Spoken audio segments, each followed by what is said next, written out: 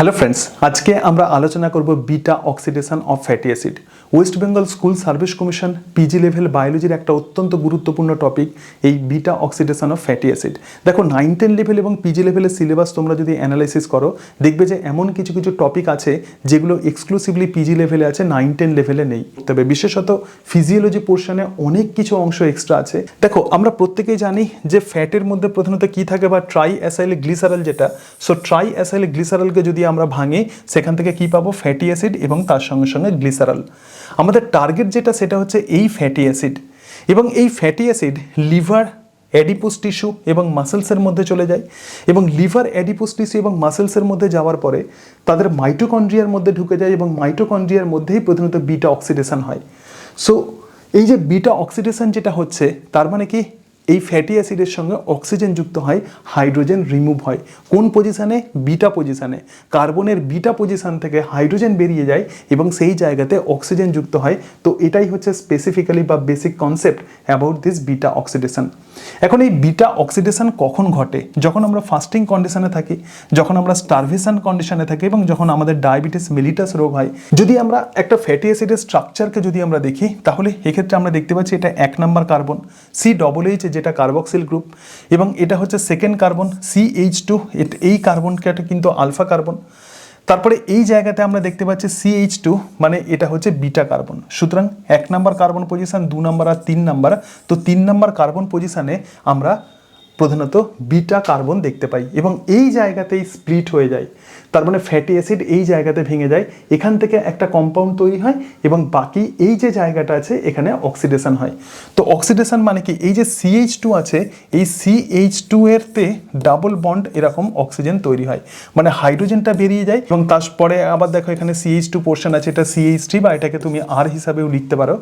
So এটাই প্রকৃতপক্ষে beta oxidation of fatty acid. দেখো the most common type of oxidation of fatty acid, fatty অ্যাসিডের different রকমের oxidation হয়, বিটা অক্সিডেশন, গামা অক্সিডেশন ইত্যাদি different টাইপের অক্সিডেশন হয়। তবে সব থেকে কমন টাইপের যে অক্সিডেশন বা জারণ, হাইড্রোজেন রিমুভ হয়ে যাওয়া, অক্সিজেন যুক্ত হওয়া, সেটাই beta oxidation. Involve the successive removal of the 2 carbon compound that is acetyl CoA. তার মানে কি, এই বিটা অক্সিডেশনে প্রধানত যেটা তৈরি হয় বা যেটা টার্গেট থাকে সেটা হচ্ছে অ্যাসিটাইল কোয়ে তৈরি। অ্যাসিটাইল কোয়ে স্ট্রাকচার যদি আমরা করি তাহলে কি হবে, CH3 C double bonded O S COA। নিশ্চয়ই এটাকে চিনতে পারছো। সো এটা কিসে ব্যবহৃত হবে? TCA সাইকেলে ইউজ হবে। তো বিটা অক্সিডেশনে এই যে কম্পাউন্ড, এখান থেকে আমরা পাবো কি, অ্যাসিটাইল কোয়ে। সুতরাং অ্যাসিটাইল কোয়ে তৈরি হওয়া টার্গেট যেটা TCA সাইকেলে ব্যবহৃত হয়। তো বিটা অক্সিডেশনের টার্গেট হলোই এটা, যে অ্যাসিটাইল কোয়ে তৈরি করা। This is very very important for our energy production. এখন আমরা দেখব যে কিভাবে এই বিটা অক্সিডেশন সম্পন্ন হয়। বিটা অক্সিডেশন কিন্তু টোটালি মাইটোকন্ড্রিয়ার মধ্যে হয়। তো এবার দেখো স্টেপ 1, বিটা অক্সিডেশনের প্রধানত বিভিন্ন স্টেপ আছে। তো প্রথম যে স্টেপ আছে সেটা হচ্ছে step 1, that is activation of fatty acid. তাহলে সেলের মধ্যে তো প্রধানত ফ্যাটি অ্যাসিড ঢুকে গেছে। আমরা জানি যে আমরা যখন খাবার খাই খাবারের ডাইজেশন হয়, ডাইজেশন হওয়ার ফলে ফ্যাট ভেঙে যায় ফ্যাটি অ্যাসিড এবং গ্লিসারলে। তো সেই ফ্যাটি অ্যাসিড সেলের মধ্যে ঢুকে গেছে, সেলের মধ্যে ঢুকে গিয়ে সেটা সাইটোপ্লাজমে চলে গেছে। কোথায় চলে গেছে? সেটা সাইটোসলে চলে গেছে এবং সাইটোসলে এই ফ্যাটি অ্যাসিডের অ্যাক্টিভেশন হচ্ছে। দেখো ফ্যাটি অ্যাসিডের অ্যাক্টিভেশন, এটা হচ্ছে ফ্যাটি অ্যাসিড COOH আছে, CH2 আছে এবং R আছে। তো এটাই কিন্তু বিটা পজিশন। সুতরাং এটাই ফ্যাটি অ্যাসিড এবং এর সঙ্গে সঙ্গে COSH যুক্ত হয়। কি যুক্ত হয়? COASH, যে এনজাইমের সাহায্যে যুক্ত হয় তার নাম হচ্ছে thiokinase. So this thiokinase enzyme present at the outer mitochondrial membrane. মাথায় রাখবে মাইটোকন্ড্রিয়ার প্রধানত দুটো মেমব্রেন থাকে আমরা জানি, একটা আউটার আর একটা ইনার। আর এই দুটো মেমব্রেনের মাঝখানে যে স্পেস থাকে সেটা ইন্টার মেমব্রেন স্পেস। তাহলে আউটার মেমব্রেনে প্রধানত এই থায়োকাইনেজ এনজাইম থাকে। অনেক সময় কিন্তু এরকম প্রশ্ন দেয় যে মাইটোকন্ড্রিয়ার মধ্যে বর্তমান এনজাইম কোনগুলো, বা আউটার মেমব্রেনে কোন এনজাইম থাকে, ইনার মেমব্রেনে কোন এনজাইম থাকে। তাহলে আউটার মেমব্রেনে কিন্তু থায়োকাইনেজ এনজাইম থাকে এবং সেই থায়োকাইনেজ এনজাইম এই ফ্যাটি অ্যাসিডকে অ্যাক্টিভ ফ্যাটি অ্যাসিড বা ফ্যাটি অ্যাজাইল কোয়েতে পরিণত করে। কারণ এর সঙ্গে কোয়ে গ্রুপ যুক্ত করছে, তার ফলে ফ্যাটি অ্যাজাইল কোয়েতে পরিণত করে। ঠিক আছে, এই যে COOH পোর্শন আছে দেখো, এই জায়গাতে সে কি করছে, SCOA যুক্ত করছে। তার ফলে কি পাচ্ছি আমরা? Fatty acyl Koi. Fatty acyl Koi, এটাই কিন্তু প্রকৃতপক্ষে অ্যাক্টিভ ফ্যাটি অ্যাসিড, ঠিক আছে। এবং এখানে একটা অত্যন্ত গুরুত্বপূর্ণ ব্যাপার আছে, দেখো বিটা অক্সিডেশনের এটাই একমাত্র স্টেপ যেখানে এটিপি প্রয়োজন হয়। তাহলে ফ্যাটি অ্যাসিডকে অ্যাক্টিভ করার জন্য এক্ষেত্রে কিন্তু এটিপি প্রয়োজন হয়। এই যে ফ্যাটি অ্যাজাইল কোয়ে, এটা কিন্তু মাইটোকন্ড্রিয়ার আউটার মেমব্রেনে তৈরি হয়। তাহলে এই ফ্যাটি অ্যাজাইল কোয়েকে কোথায় ঢুকতে হবে? মাইটোকন্ড্রিয়ার ম্যাট্রিক্সে, কারণ ম্যাট্রিক্সের মধ্যেই প্রধানত ডিফারেন্ট এনজাইম থাকে যেগুলো প্রধানত বিটা অক্সিডেশন ঘটায়। এবার আমাদেরকে যেটা কনসেপ্ট যেটা রাখতে হবে সেটা হচ্ছে এই ফ্যাটি অ্যাজাইল কোয়ে কিভাবে মাইটোকন্ড্রিয়ার ম্যাট্রিক্সের মধ্যে ঢুকে যায়, ভালো করে এই অংশটা বুঝতে হবে। বিশাল প্রচুর ইম্পর্টেন্ট, ভেরি ভেরি ইম্পর্টেন্ট। দেখো এক্ষেত্রে যে প্রবলেম যেটা বলছে, প্রবলেম কি বলছে? প্রবলেম বলছে যে অ্যাজাইল কোয়ে বা fatty acyl CoA is impermeable to the inner mitochondrial membrane. এখানে দেখো এটা হচ্ছে আউটার মেমব্রেন আর এটা হচ্ছে ইনার মেমব্রেন। তাহলে এই ফ্যাটি অ্যাজাইল কোয়ে কিন্তু ইনার মাইটোকন্ড্রিয়াল মেমব্রেন দিয়ে যেতে পারে না, but oxidation occurs in the matrix.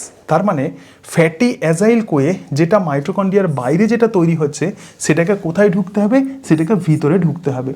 তো সেটা ঢোকার জন্য প্রধানত একটা স্টেপ ফলো করা হয়। তো এক্ষেত্রে একটা ক্যারিয়ার প্রোটিন লাগে যার নাম হচ্ছে কার্নিটিন। তো কার্নিটিন ক্যারিয়ার প্রোটিন লাগে। সুতরাং দেখো এখানে সাইটোসল আছে, সাইটোসলে ফ্যাটি অ্যাজাইল কোয়ে আছে এবং এই ফ্যাটি অ্যাজাইল কোয়ের সঙ্গে যখন কার্নিটিন যুক্ত হয় তখন কি হচ্ছে? এখান থেকে COA/SH এই পোর্শনটা বেরিয়ে যাচ্ছে এবং মাইটোকন্ড্রিয়ার আউটার মেমব্রেনে একটা এনজাইম আছে তার নাম হচ্ছে কার্নিটিন অ্যাজাইল ট্রান্সফারেজ 1। কি বললাম? Carnitine agile transferase 1। তার মানে ফ্যাটি অ্যাজাইলকে এটা নিয়ে যাচ্ছে, মানে ফ্যাটি অ্যাজাইল কার্নিটিন তৈরি হচ্ছে। দেখো ফ্যাটি অ্যাজাইল কোয়ে থেকে তাহলে কি হচ্ছে? Fatty agile carnitine. কেন? কারণ কোয়ে গ্রুপ এখানে বেরিয়ে যাচ্ছে, তাহলে ফ্যাটি অ্যাজাইল কার্নিটিন তৈরি করছে। তো এই ফ্যাটি অ্যাজাইল কার্নিটিনকে নিয়ে যাচ্ছে কে? কার্নিটিন অ্যাজাইল ট্রান্সফারেজ 1, এই enzyme which is present outer membrane. তাহলে ফ্যাটি অ্যাজাইল কোয়ের সঙ্গে কার্নিটিন যুক্ত হয় এবং তার ফলে ফ্যাটি অ্যাজাইল কার্নিটিন তৈরি হয়, যেটা সহজেই এই কার্নিটিন অ্যাজাইল ট্রান্সফারেজ 1-এর সাহায্যে মাইটোকন্ড্রিয়ার ইন্টার মেমব্রেন স্পেসে ঢুকে যায়। এখান থেকে প্রধানত কোয়ে গ্রুপ বেরিয়ে যাচ্ছে। এরপরে এই ফ্যাটি অ্যাজাইল কার্নিটিন কিন্তু বিটা অক্সিডেশন শুরু হবে কিন্তু ফ্যাটি অ্যাজাইল কোয়েতে। সাইটোসলের মধ্যে যে ফ্যাটি অ্যাজাইল কোয়ে ছিল তো সেটাই কিন্তু এখানে আমাদেরকে পেতে হবে। তো সেটা পেতে গেলে এখানে তো আমি ইন্টারমেমব্রেন স্পেসে কি পেয়েছি? Fatty agile carnitine.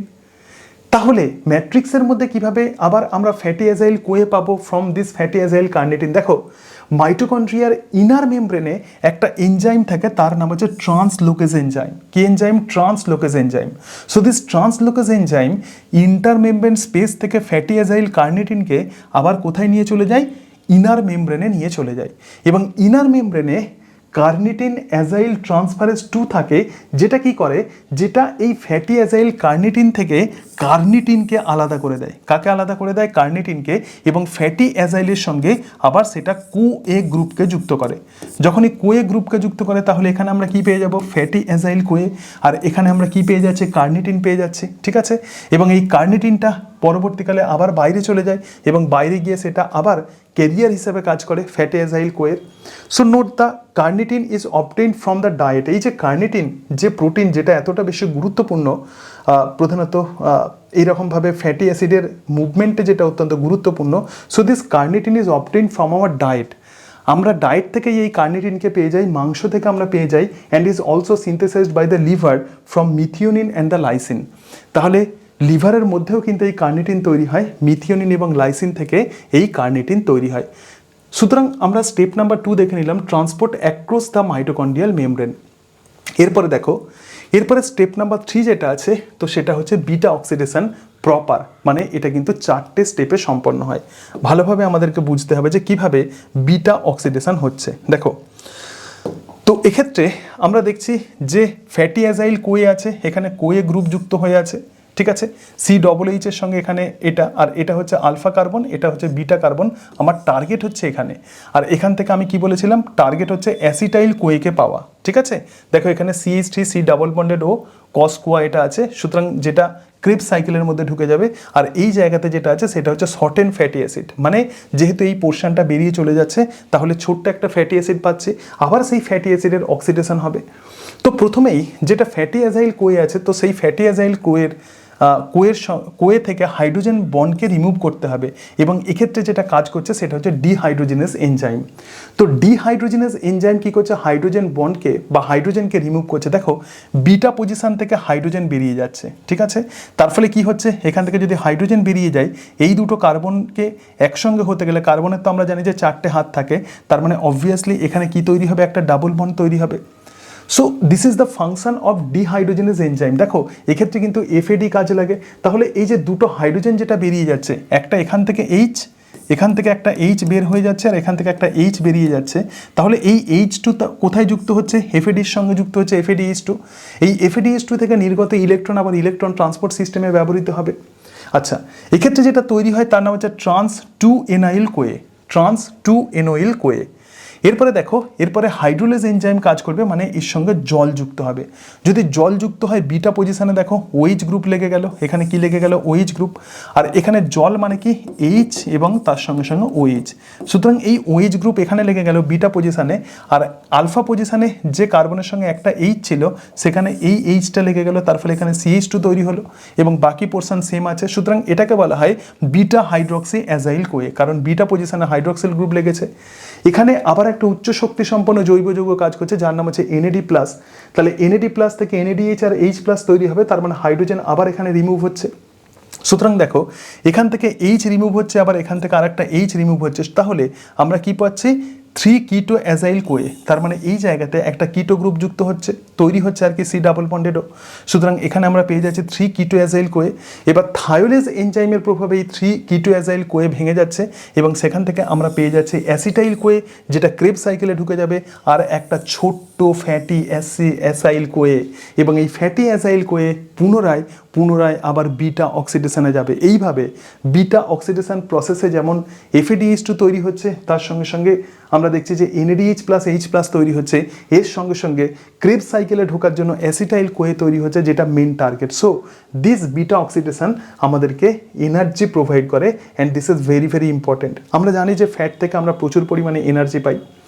তো টোটাল যদি প্রসেস আমরা দেখি, the complete journey and the energy, দেখো সাইটোসলের মধ্যে কি হয়, সাইটোপ্লাজমের মধ্যে ফ্যাটি অ্যাসিড থেকে আমরা কি দেখলাম, অ্যাজাইল কোয়ে তৈরি হচ্ছে। তো এক্ষেত্রে কিন্তু এটিপি প্রয়োজন হচ্ছে। এরপরে মেমব্রেন্সের মধ্যে দেখো অ্যাজাইল কোয়ে কার্নিটিন শাটেল হচ্ছে, তার ফলে সেটা ম্যাট্রিক্সের মধ্যে ঢুকে যাচ্ছে, এবং 4টে স্টেপে মাইটোকন্ড্রিয়াল ম্যাট্রিক্সের মধ্যে এই কার্বন চেনের স্প্লিটিং হয়ে যাচ্ছে। এবং এক্ষেত্রে টোটাল এনার্জি হারভেস্ট দেখো, acetyl CoA feeds directly into the Krebs cycle. তার সঙ্গে সঙ্গে আমরা কি দেখলাম, NADH তৈরি হচ্ছে, goes to the electron transport chain. তার সঙ্গে সঙ্গে আমরা কি দেখছি, FADH2 তৈরি হচ্ছে, সেটাও goes to the electron transport chain. এবং এক অণু NADH থেকে প্রধানত 3 অণু ATP তৈরি হয়, এক অণু FADH2 থেকে প্রধানত আমরা জানি যে 2 অণু ATP তৈরি হয় ইলেকট্রন ট্রান্সপোর্ট সিস্টেমে। তো এইভাবে প্রধানত বিটা অক্সিডেশন আমাদেরকে হেল্প করছে। তো এইভাবে বিটা অক্সিডেশন প্রধানত আমাদেরকে প্রচুর পরিমাণে এনার্জি তৈরি করতে হেল্প করছে, যেটা আমাদের বেঁচে থাকার জন্য অত্যন্ত গুরুত্বপূর্ণ। So through this spatial journey and the chemical cleavage, the stored fats are successively converted into usable cellular energy during fasting. তাহলে আমরা যখন ফাস্টিং কন্ডিশনে থাকি তখন আমাদের এনার্জির প্রয়োজন হয়, তখন এই ফ্যাটি অ্যাসিডের বিটা অক্সিডেশন হয়, এবং সেই বিটা অক্সিডেশনের ফলে আমরা কিন্তু এনার্জি পেয়ে থাকি।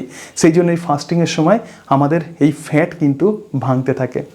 তো এটাই হচ্ছে প্রধানত beta oxidation of fatty acid. This is very very important. প্রচুর পরীক্ষাতে প্রশ্ন দেওয়া হয় যে বিটা অক্সিডেশন কোথায় হয়, কার্নিটিন কিভাবে কাজ করছে, এবং তার সঙ্গে সঙ্গে মাইটোকন্ড্রিয়াল মেমব্রেনের মধ্যে দিয়ে কিভাবে সেটা ম্যাট্রিক্সের মধ্যে ঢুকে যাচ্ছে।